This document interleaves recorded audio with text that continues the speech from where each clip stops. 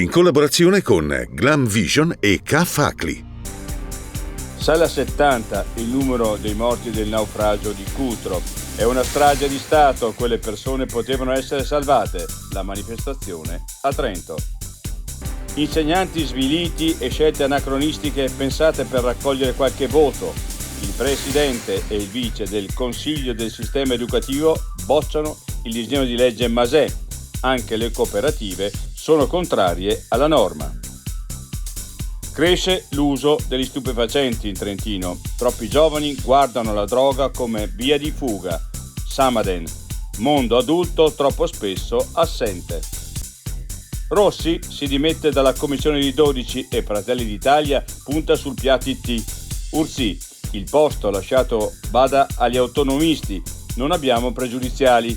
La replica di Tonini, spetta alle minoranze indicare il successore. Terremoto tra Turchia e Siria ha attivato fondo di solidarietà in Trentino, oltre 50.000 le vittime del sisma. I difetti visivi sono tanti: miopia, astigmatismo, ipermetropia. Il pregio è correggerli con occhiali davvero glam. Con Glam Vision puoi prenotare l'analisi gratuita della vista e poi sfoggiare i tuoi nuovi occhiali che possiamo creare per te. Scopri di più su glamvision.it.